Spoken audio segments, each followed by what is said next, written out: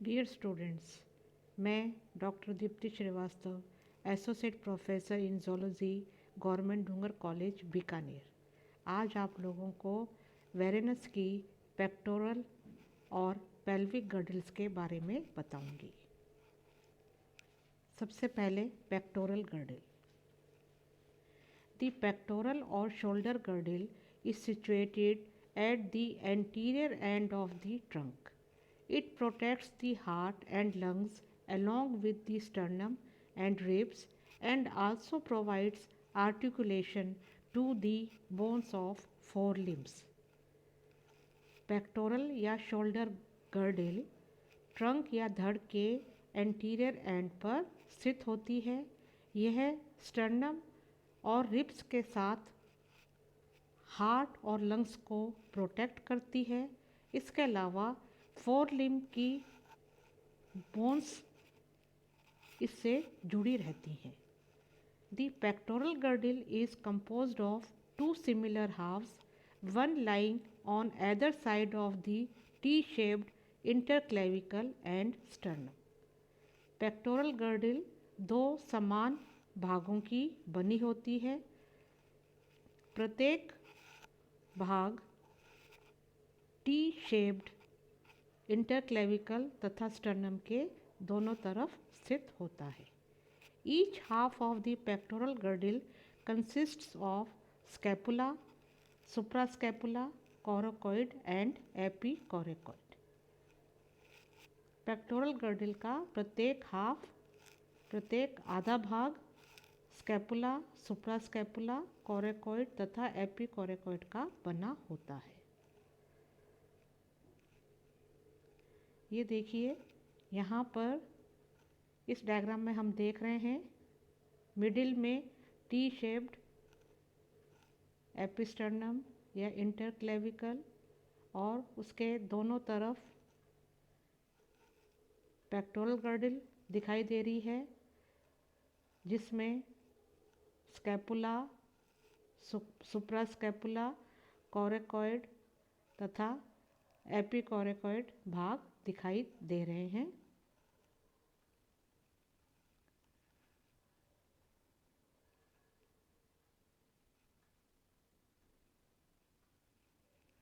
ये इसका pectoral girdle का आधा भाग है इस डायग्राम में।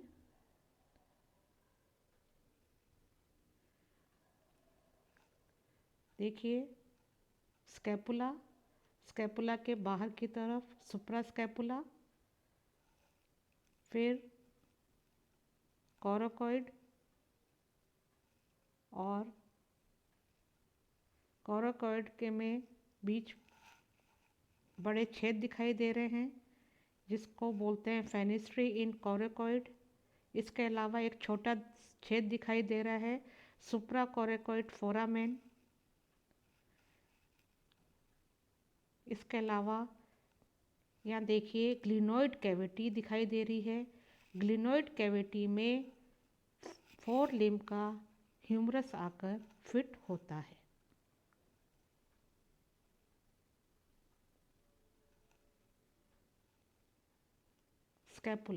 Scapula is bony, oblong and flat plate which is narrow in the middle.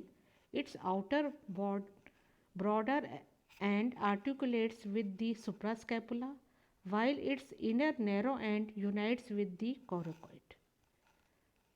Scapula bony, oblong तथा फ्लैट या चपटी प्लेट लाइक बोन होती है, जो कि मध्य से नैरो होती है। इसका भारी भाग चौड़ा होता है और यह सुप्रास्कैपुला से जुड़ा रहता है, जबकि इसका अंदरूनी भाग संकरा होता है और कोरोकॉइड से जुड़ता है। It's lower posterior and forms a part of the glenoid cavity and its dorsal anterior end gives out an ossified process, the mesoscapula. इसका जो लोअर पोस्टीरियर एंड होता है वो ग्लिनोइड कैविटी का एक हिस्सा बनाता है, जबकि इसका डॉर्सल एंटीरियर सिरा एक ऑसिफाइड या बोनी प्रोसेस के रूप में बाहर निकला रहता है, जिसे मीजोस्कैपुला कहते हैं।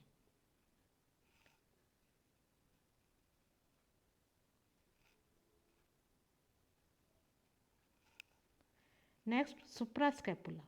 Suprascapula is more or less rectangular, thin plate of calcified cartilage with a free distal border.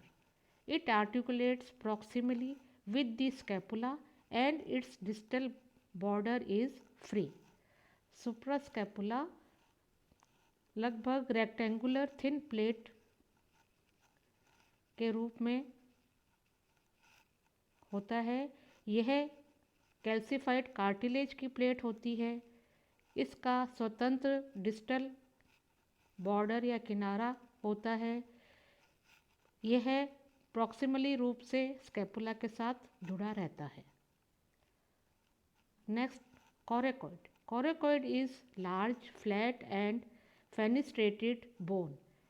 It is partially ossified and partially cartilaginous. Coracoid एक बड़ी फ्लैट तथा फेनिस्ट्रेटेड बोन है या छिद्र युक्त बोन है। यह आंशिक रूप से ऑसिफाइड होती है, बोनी होती है और आंशिक रूप से cartilaginous. Two large fenestrae divide the coracoid into outer procoracoid, middle mesocoracoid and inner coracoid proper. दो बड़े फेनिस्ट्री कोरेकॉइड को बाहरी प्रोकोरेकॉइड, मध्य मीजोकोरेकॉइड तथा आंतरिक कोरेकॉइड प्रॉपर पार्ट में डिवाइड करते हैं। Inner anterior part of coracoid is cartilaginous, forming the epicoracoid. Coracoid का आंतरिक अग्रभाग कार्टिलेजिनस होता है। यह एपिकोरेकॉइड बनाता है। It lies above the two fenestrae. Epicoracoid meet with the posterior long arm of interclavicle and sternum.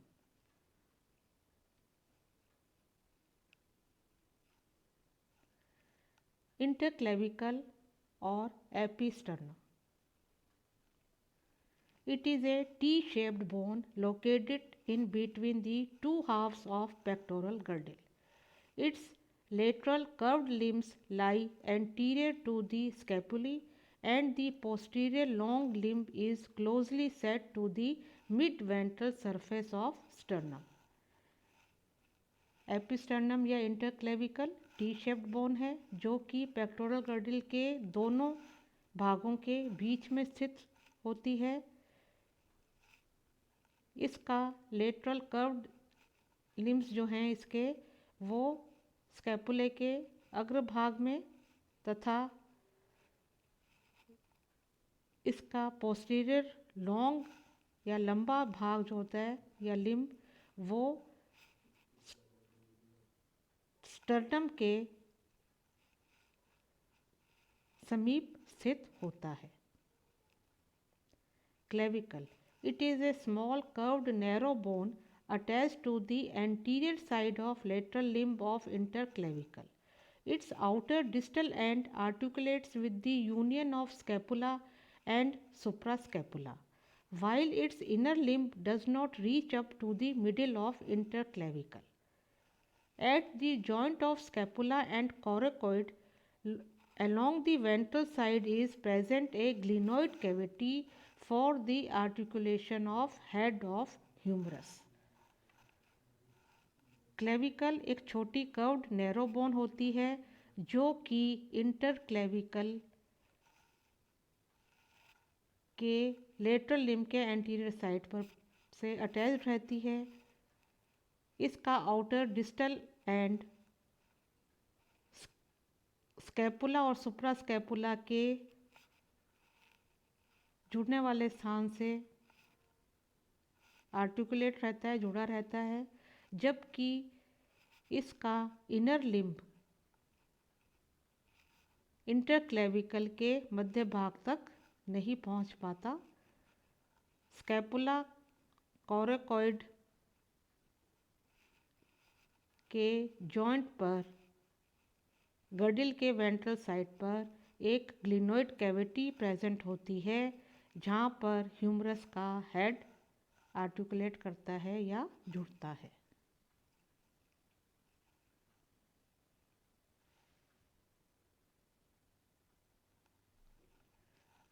Next is pelvic girdle. The pelvic or hip girdle is situated at the hind end of the trunk. It provides articulation to the bones of the hind limbs. Pelvic girdle also consists of two similar halves meeting in the midline by a vertical ligament. Pelvic girdle या hip girdle trunk के hind and पर स्थित होती है। यह hind limbs की bones के साथ जुड़ती है। पेल्विक गर्डल भी दो समान भागों की बनी होती है। ये दोनों समान भाग एक वर्टिकल लिगामेंट के द्वारा मिड लाइन पर या मध्य रेखा पर जुड़े रहते हैं। Each half is known as os innominatum and composed of ilium, pubis and ischium. Pelvic girdle के आधे भाग को ओस इनोमिनेटम कहते हैं। प्रत्येक आधा भाग 3 बोन से मिलकर बनता है, इलियम, प्यूबिस तथा ischium. All these 3 bones are not fused with each other.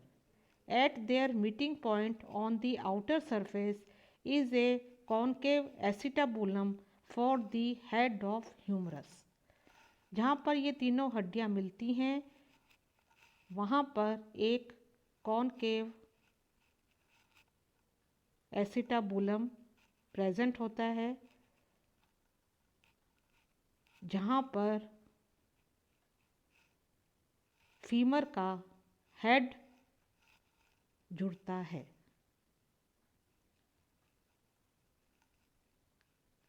ये देखिए यहाँ पर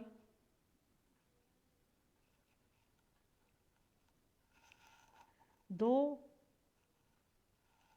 पेल्विक गर्डल के भाग दिखाई दे रहे हैं जो कि मिड लाइन पर आपस में जुड़े हुए हैं। प्रत्येक आधे भाग को ओस इनोमिनेटम कहते हैं।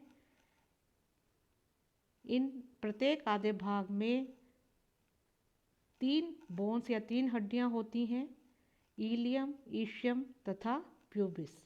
और जहाँ पर ये तीनों बोन्स मिलती हैं वहाँ पर एक कैविटी प्रेजेंट होती है जिसको एसिटाबुलम कहते हैं। एसिटाबुलम में हाइंड लिम्ब की फर्स्ट बोन यानी कि फीमर का हेड जुड़ता है। पेक्टोरल गर्डल में ह्यूमरस का हेड जुड़ता है, जबकि पेल्विक गर्डल में फीमर का हेड जुड़ता है। यहाँ पर पहला जो डायग्राम दिखाई दे रहा है, ए डायग्राम, वो उसमें कंप्लीट पेल्विक गर्डल दिखाई दे रही है, यानी कि दोनों हाफ्स मिलकर जो पेल्विक गर्डल बनाते हैं वो दिखाई दे रही है। जबकि दूसरे डायग्राम यानी कि बी डायग्राम में पेल्विक गर्डल का हाफ पार्ट ओस इनोमिनेटम दिखाई दे रहा है। एसिटाबुलम के नीचे एक छोटा छेद होता है, फोरामेन फॉर ऑब्ट्यूरेटर नर्व। यहाँ से ऑब्ट्यूरेटर नर्व निकलती है। दोनों जो हाफ्स हैं या दोनों जो भाग हैं वो लिगामेंट द्वारा आपस में जुड़े रहते हैं। इसके कारण से एक बड़ा सा छेद बन जाता है जिसको बोलते हैं इशियोप्यूबिक फोरम फेनिस्ट्रा, यानी कि ईशियम और प्यूबिस के बीच का छेद, इशियोप्यूबिक फेनिस्ट्रा। एसिटाबुलम के आगे एक छोटा सा प्रोसेस निकला दिखाई देता है जिसे बोलते हैं प्री एसिटाबुलर प्रोसेस। क्योंकि ये इलियम से निकलता है इसलिए pre acetabular process of ilium. दोनों ईशियम बीच में जुड़ी रहती हैं, इसलिए इस जगह को बोलते हैं ईशिक सिम्फाइसिस।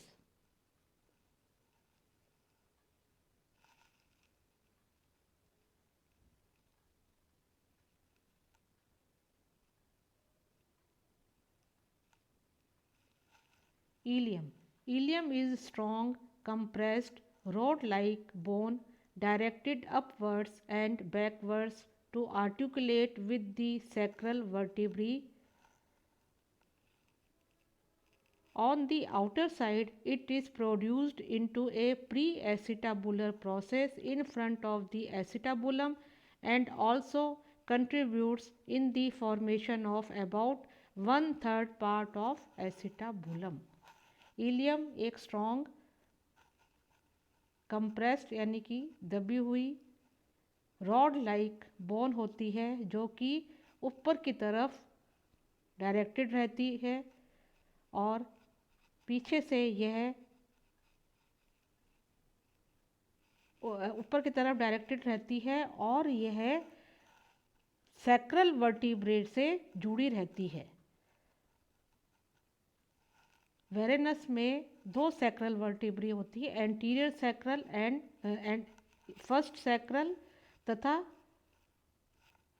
सेकंड सैक्रल यानी कि पीछे की सैक्रल। तो अग्र जो होती है यानी कि फर्स्ट सैक्रल, उसमें एक ग्रूव प्रेजेंट होता है ट्रांसफर प्रोसेस में, उस ग्रूव से जाकर ये इलियम जुड़ती है। तो इलियम का जो आगे का हिस्सा है वो फर्स्ट सैक्रल वर्टिब्रे से जुड़ता है।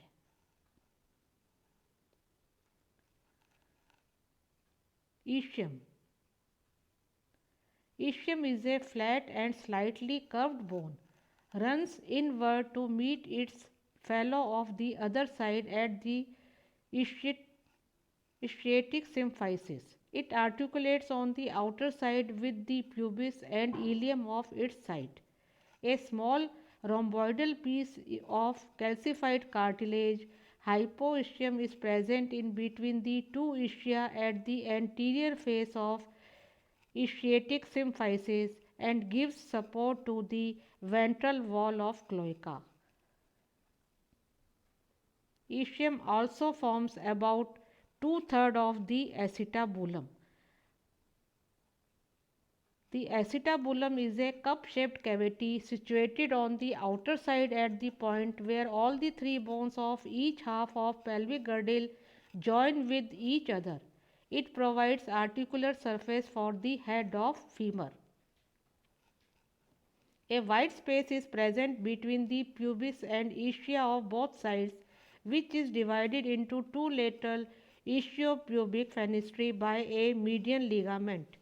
The ligament is often lost in the dried girdle.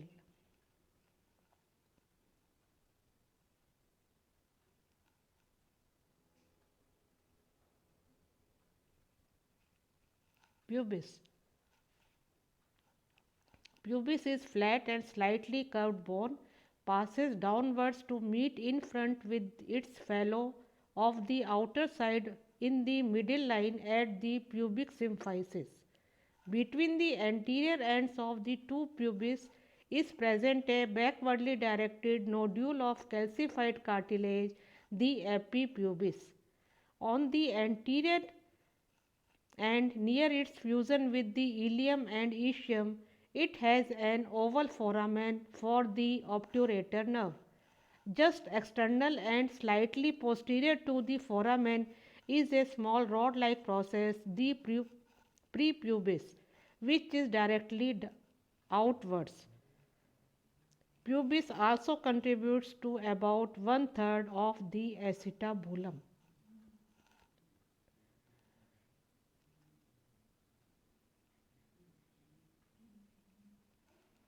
तो आज हमने वेरेनस की पेक्टोरल गर्डिल तथा पेल्विक गर्डिल के बारे में पढ़ा।